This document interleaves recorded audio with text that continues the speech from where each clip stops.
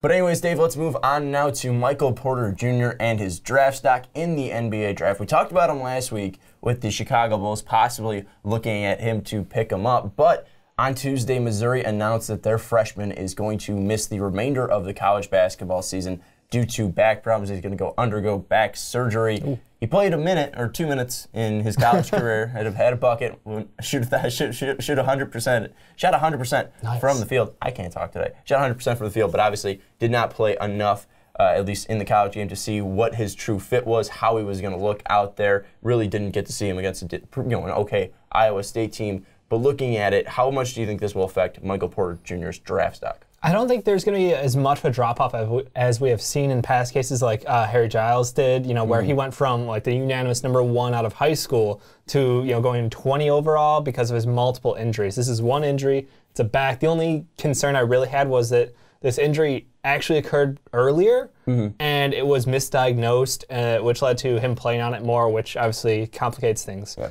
But in all honesty, this is one of the most heavily scouted talents that we've seen in a long time. Like, we've got videotape of him in college or in high school. You've got videotape of him at the under-18 FIBA tournament, which he popped off in and looked amazing. So I don't think the college time really is going to, like, him not playing in college isn't going to hurt. It's all about his recovery time, because I think they're estimating a 3 to 4 month downtime for him.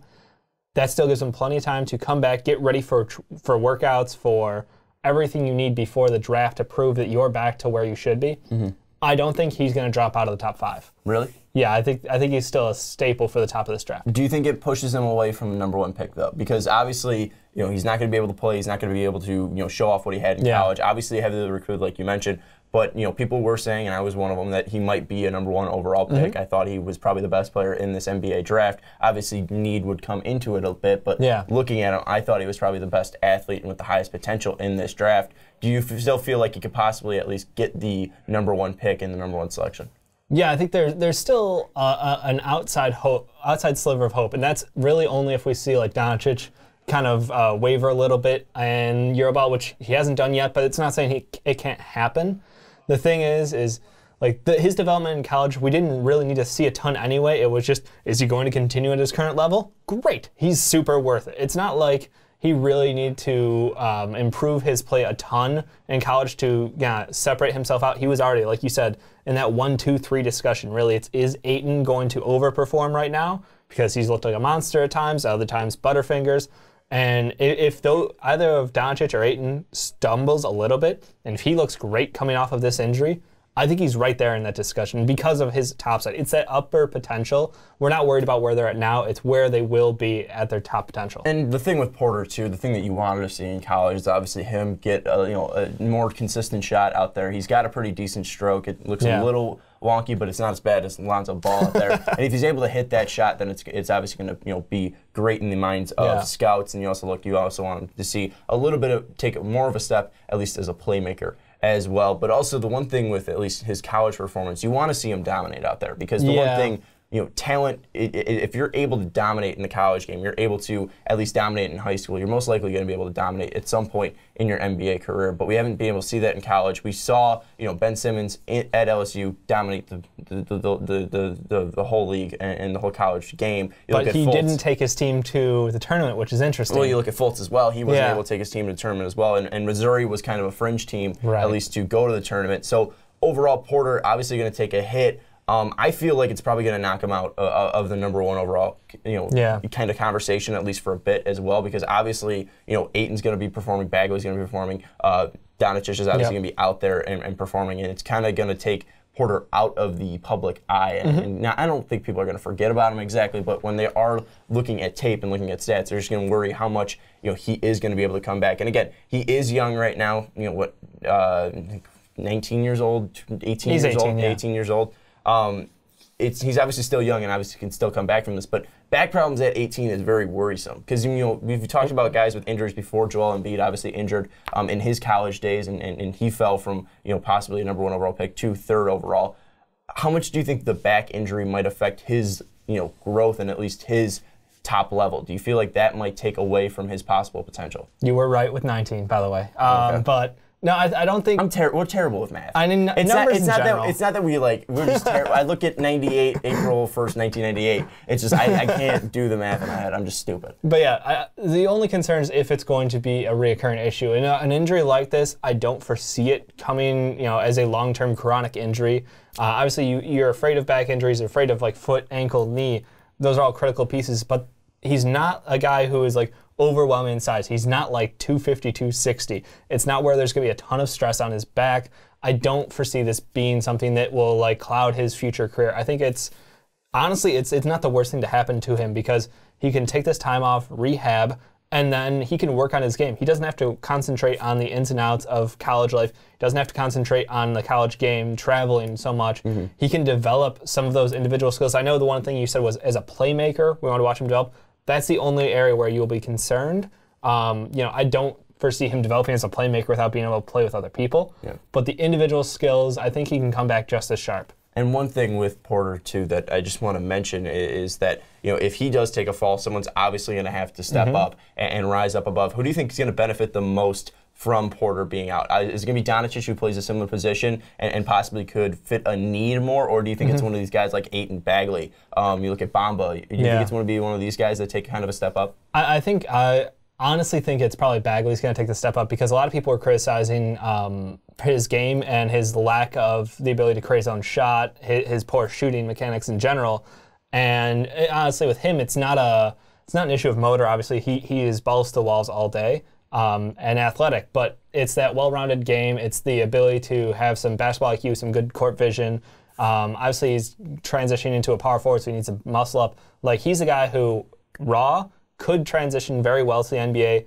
I see him as the guy who's probably going to move up. I don't think Doncic is affected at all by Porter's injury. I think he's doing his own thing in Europe. He is the most proven talent. Because they still play the same position. So roughly, if there is a need, you don't think that Porter... The difference is I already had Doncic marked above him. But even for people who have Porter above him, like me, you don't think that if Doncic continues to perform and then Porter is dealing with an injury, you don't think that might flip for people? Or do you think that it doesn't matter, like the injury really doesn't matter to these people because they've seen enough of Porter, like you mentioned, and they've seen enough of Doncic? I think the under-18 tournament really helped out Porter. Like, if he hadn't played in that tournament, and I know it's only a handful of games, but still, it's a handful of games against some of the top young talent in the world, which beats out the college game. No offense to college games, but like you have like world-class talent, then you have obviously college is right below that. So, in my opinion, I think you're either, and I don't want to be like divisive about this, but you either believe Doncic can be, a top talent in the NBA, or you're going along with no, he's not athletic enough, he's not dynamic enough, he's not a killer, he can't score at he can't take over games as well. I'm going for. I get it. Porter potentially can do all of those things. Doncic looks more polished right now. It's where do you see the potential at the top end, and I don't think this really. I'm at a wash. I don't think this affects my opinion of either one of these players. And like you mentioned, Porter's obviously going to be able to be back for that May Combine. He's able to be working out then. Obviously, we had a similar kind of talks with OG Anunoby last year. We weren't sure if he was going to be able to work out. How was that going to affect his draft combine? And then he ended up trying out for teams, working out for them, and then people saw his talent, and that's why he went high on the draft. So obviously, we've seen guys before who've suffered major injuries. I mean, I think Anunoby tore his ACL. Yeah, and that was a more severe injury. Yeah. I mean, spinal surgery. But it's not easy. It's not easy, but it's again, 3 to 4 months. Yeah. It's not that crazy of a return. But Porter can definitely make up for what he lost in the combine. Do you think, though, if he had a fantastic, kind of Ben Simmons-like college career, do you think that, if he popped off, do you think that he would have been for sure the #1 overall pick because of his ceiling? I do. I'm one of those guys who I like what he could do. I like the dynamicness of his position and where it's going to be in the NBA. Is we've gone to a wing-heavy league, and I think that he has all the natural talent to be an excellent wing, and he looked like he had a lot of the basketball talent to kind of take it to the next level. So when it comes to the only thing, and I just keep going back to it, is as long as he returns healthy, that's the big question. If there's any complications in the surgery, if there's any complications in his rehab, then obviously this all goes into question. But potential-wise, I had him higher than Bagley. And I know that's not consensus. I know, like, I honestly like him better than, like Ayton, even before the season. Once I started to see what Ayton could do, I can see, like, they're very close as far as where they could be top end talent-wise. But Porter, I think, because of his position, because of the way he played, I would have put him as the number 1 for potential. One thing I want to bring up is on ESPN, obviously they've gotten rid of our boy, Chad Ford. They brought in the guys from Draft Express. And Giovanni, I think I'm saying his name right, said that at the start of the season, he was number 2 in their mock draft. Now he's going to fall mid-lottery. Do you think that's too much of an overreaction? Yeah, I think that's a hardcore hot take. He said that he can work his way up, but in the next mock draft, he's going to be in the mid-lottery. He could still work his way up when he gets closer and closer to the draft. I mean, that's a joke. I'm sorry. Like, you can hot take it all you want. I don't think that he can work his way back up while he's injured. Like, there's no change in his status unless other people underperform, which happens. You always see rises and fallers throughout the college season.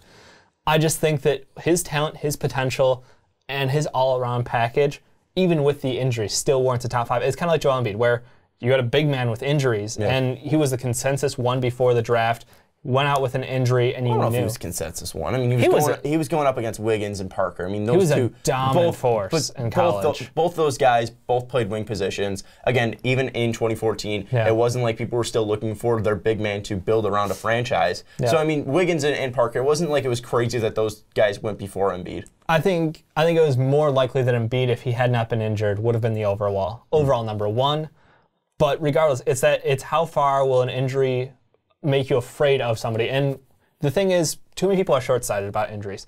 If it's not a chronic injury, if it's not something that is likely to pop back up time and time again, you have to look at these kids, and they are kids as 19-year-old talents who will develop in the next 5 to 8 years. You can't just be like, well, he's injured now, so let's go for somebody else. Like, no, his top end is still higher than, and it might be marginally higher, but it's still higher than what I believe other teams have seen for players. And the final thing I want to bring up, just because it is very recent and kind of topical, Markelle Fultz gets injured. They draft him, the 76ers do, and obviously he injured himself from after the college season to when he started playing in the NBA in the regular season. Obviously, now that he's been injured, we haven't seen him on the court. Do you think that now with that injury, do you think the 76ers are kind of regretting their decision with some of these guys? And do you think that could possibly play out with Porter? I'm not saying that they should, but do you think that this is possibly something that now looking at Fultz, do you think that teams are possibly taking into their consideration? I think that's a fair question. The one concern with Fultz was obviously he was working out with his own personal trainer, and teams might wrangle that in a little bit more for the younger prospects. They might be like, no, you should work out with our guys. We have a whole training staff on board for you to help you develop the way we see best. And I would trust them over a personal trainer who you may have worked with before, but you don't have the expertise of working with NBA quality talent. So I see the injury concerns from an NBA level, and it's an investment. That's the thing, is you're investing millions of dollars in the future of your franchise, and for some of these guys, this could be their first or last decision as running this team. So yeah, there's valid concerns about injuries for these young kids coming in, but I'm sorry, it's the NBA draft. Its potential outweighs everything else. Yeah, I think ultimately Michael Porter Jr. will be able to work himself back into the discussion of number 1 overall pick. Will he be the number 1 overall pick? I probably don't think so. I think somebody's going to get a bargain with him at like 5. Yeah, I was iffy on him being the number 1 overall pick. I thought talent-wise he was the number 1 overall pick, but if people were saying Ayton was number 1 overall pick, Bamba, or Doncic, or even Bagley was the number 1 overall all in their mind, I wasn't really blaming them because we haven't seen anyone really pull themselves apart, or even you look at a guy Jaren Jackson out in Michigan State. He's having a fantastic season as well.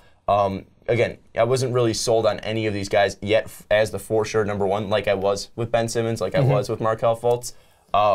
But I think Porter can definitely, with his talent, like we mentioned, he's heavily scouted. If he comes back healthy and has a great combine, people are going to see the athleticism. They're going to see the vert. They're going to see the speed. They're going to see his ability, at least as a natural athlete, to put the ball on the floor and attack the rim. And then also if he's able to, again, work on that shot while he's injured, while he's rehabbing, and then also hopefully as a playmaker once he finally steps onto the court in an NBA jersey. I think that's definitely going to help. One thing I do want to mention, though, I know there was some rumblings saying that Michael Porter wasn't even sure if he was going to come out after this year. Yeah. So this is definitely playing into my mind because he didn't get to play with his dad. Missouri hires his dad to be his coach, and now his dad is not able to coach his son because he gets injured right away. So I'm not saying it's going to happen, but it's definitely going to be interesting and something to watch. That Porter possibly, I think very, very slim, maybe like 3% chance of it happening, that Michael Porter stays. But it's out there. It is. It's out there, up. and some people have talked about it. So let us know what you think about Michael Porter Jr.'s draft stock in the comments down below. Do you think he is still a top 5 pick?